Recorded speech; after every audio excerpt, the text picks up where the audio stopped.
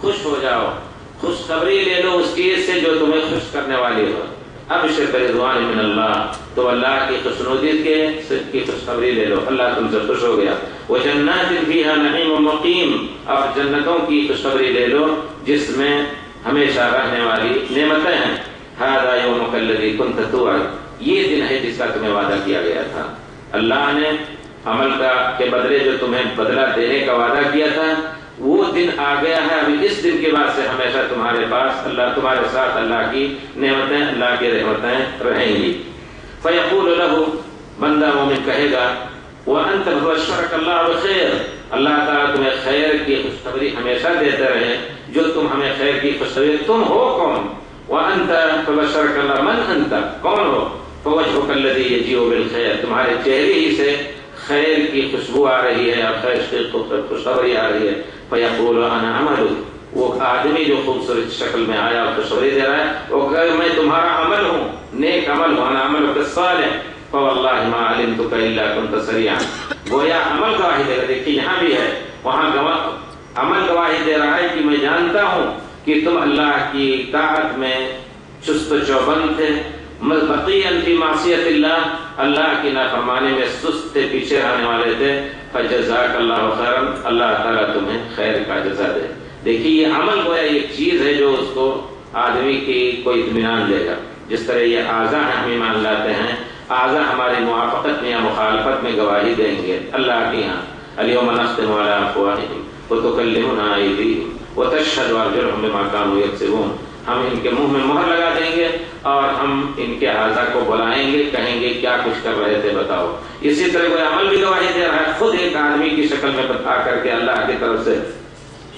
پھر کہیں ثم یفتح لہ باب من الجنہ، پھر اس کے بعد جنت کا دروازہ کھول دیا جاتا ہے اس کے لیے، وباب من النار، اور پھر جہنم کا بھی دروازہ دکھایا جاتا ہے اس کو۔ فیقال ھذا منزلک، جہنم کی طرف اشارہ کر کے کہا جاتا ہے یہ تمہاری جگہ تھی، لو عصیت اللہ، اگر تم اللہ کی نافرمانی کیے ہوتے، لیکن اللہ کے فضل سے تم نے اللہ کی فرما برداری کی، اس وجہ سے تم جنت میں ہوگے۔ ابدلک اللہ بہ ھذا، اللہ تعالیٰ نے اس جہنم سے تمہیں بدل کر کے جنت دیا اللہ تعالیٰ نے۔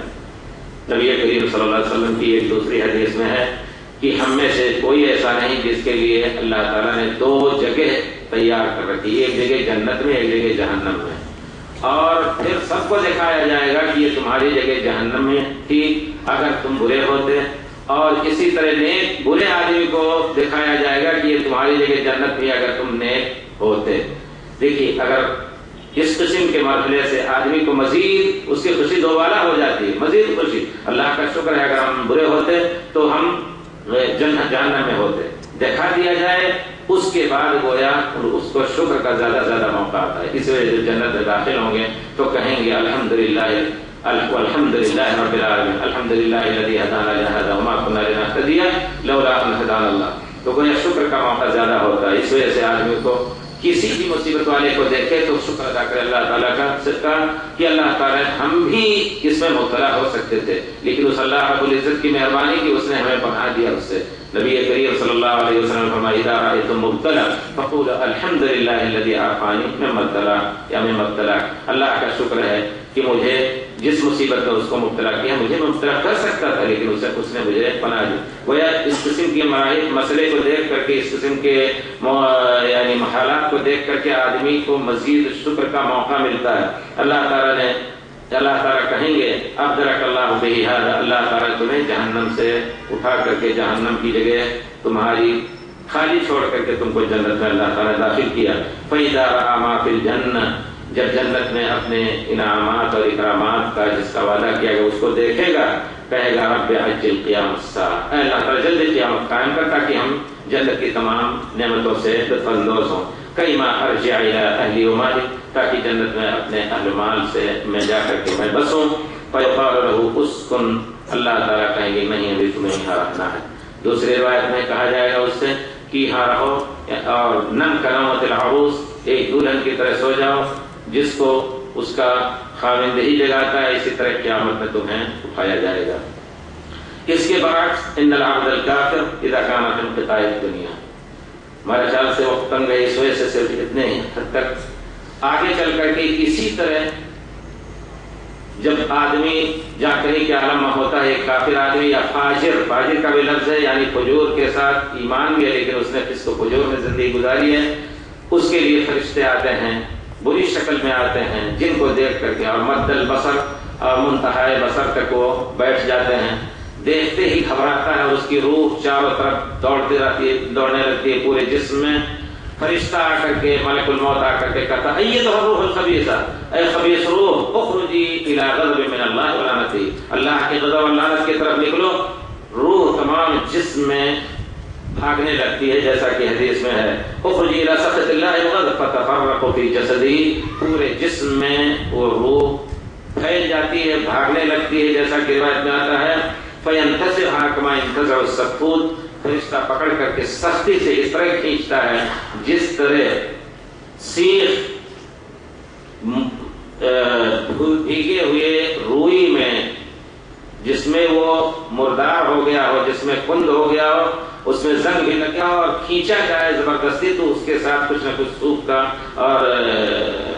روئی کا حصہ نکلتا ہے سختی سے، اس طرح وہ کھینچ لیتے ہیں اس کے روح کو، اور فتفرق اتنی سختی سے روح کھینچتے ہیں فتقطع معها العروق والعصب، کافر کی رگیں اور کافر کے اعصاب اس کے ساتھ کٹ جاتے ہیں۔ فیلعنہ کل ملک بین السماء، جس طرح ایک مومن کے لیے فرشتے ہر جگہ کے فرشتے، تمام آسمانوں کے اور آسمان زمین کے فرشتے دعا کرتے تھے، اس روح کے لیے کے اوپر لعنت بھیجتے ہیں اور ان کے لیے آسمان کا دروازہ بند کر دیا جاتا ہے۔ کوئی کسی بھی دروازے پہ آتا ہے، آسمان میں کئی دروازے ہوتے ہیں، کسی بھی دروازے پہ آتے ہیں تو فرشتے اس کو کھولتے نہیں ہیں۔ اسی کو اللہ تعالیٰ نے فرمایا لا تفتح لهم ابواب السماء حتى ولا يدخلون الجنہ، ان کے لیے دروازہ کھولا نہیں جائے گا آسمانوں کا، ولا يدخلون الجنہ، اور لوگ جنت میں کسی حالت میں داخل نہیں ہوں گے، حتى يلج الجمل في سم الخياط، یہاں تک کہ اونٹ روئی کے سوراخ میں داخل ہو، جس میں تاگا داخل کیا جاتا ہے، یعنی محال ہے کہ وہ جنت میں داخل ہو۔ اللہ تعالیٰ کہتے ہیں کہ اس کا نام سجین میں لکھ دو، اور پھر زمین، وہ سجین کیا ہے؟ زمین کے سب سے نچلے حصے میں جو حصہ ہوتا ہے وہ اس کی جگہ ہے، اور اس بندے کی روح کو وہاں لوٹا دیا جائے۔ فإني وعدتهم، آتا ہے کہ اسی میں ان کو داخل کریں گے اور اسی میں ان کو رکھا جائے گا اور پھر اسی سے ان کو اٹھایا جائے گا۔ پھر فرشتہ آتا ہے، قبر میں بیٹھاتا ہے، ڈانٹ کر کے کہتا ہے کہ تمہارا رب کون ہے؟ من ربک ما دینک من نبیک، کہتا ہے ہاں لا ادری، افسوس میں نہیں جانتا۔ اس پر فرشتے اس کو مارتے ہیں، گرز سے مارتے ہیں، بڑے بڑے ہتھوڑوں سے مارتے ہیں کہ اس کی زمین میں اس کا جسم دھنس جاتا ہے، اور پھر قبر کو حکم ہوتا ہے، قبر تنگ ہو جاتی ہے، یہاں تک کہ ایک دوسرے سے مل کر کے دائیں کی پسلیاں بائیں میں، بائیں کی پسلیاں دائیں میں مل جاتی ہیں، اور پھر قیامت تک کس طرح اس کے لیے عذاب ہوتا رہتا ہے۔ یہ حدیث ہم نے مختصر طور پر آپ کے سامنے بیان کی۔ اس حدیث کو کتاب الرقائق میں ائمہ ذکر کرتے ہیں، کیونکہ اس قسم کی احادیث سن کر کے آدمی کا دل نرم ہونا چاہیے۔ موت کو سوچ کر کے کتنے سے بڑے سے بڑا سرکش آدمی ہو، ہم نے کسی مجلس میں مثال دی تھی، کسی ایک آدمی کے بارے میں فیصلہ ہوا، اخبار میں دیکھا گیا، بہت ہی سخت جان سخت دل، ہزاروں کو قطع طیب کر دیا تھا، لیکن اس کا فیصلہ ہوا کہ اس کو سولی دی جائے تو مذاق کرتا تھا، لیکن جب عین وقت پہ اس کو سولی کا کپڑا پہنایا گیا اور دو آدمی دونوں طرف پکڑ کے لے جا رہے ہیں تو جسم بالکل اس کا ڈھیلا ہو گیا اور لڑکھڑاتے پیر بھی نہیں اٹھا پا رہا تھا، گھسیٹ کر کے اس کو تختہ دار پہ لے جا کر کے اور پھر سولی چڑھایا جاتا ہے۔ تو موت ایسا مرحلہ ہے کہ بڑے سے بڑے سورما بھی اس کے سامنے پگھل جاتے ہیں، آدمی کو سوچتے رہنا چاہیے۔ اس حدیث کے پیچھے میں نے کہا کہ یہ لمبی تمہید ہے، اس لمبی تمہید کے بعد میں صرف اپنے مسلک منہج کے مطابق اس چیز کی طرف اشارہ کرنا چاہتا ہوں، اور جو الحمدللہ جس کی دعوت دیتے ہیں وہ منہج کتاب اللہ اور سنت رسول اللہ۔ من ربک ما دینک من نبیک، تمہارا رب کون ہے؟ واجب ہے ہم سب پر کہ اللہ کو پہچانا ہے، اللہ کی ذات و صفات پر اسی طرح ایمان لائیں جس طرح پیارے رسول صلی اللہ علیہ وسلم اور آپ کے صحابہ کرام ایمان لائے۔ وہاں اور کسی کے بارے میں نہیں پوچھا جائے گا، کسی ذات کے بارے میں نہیں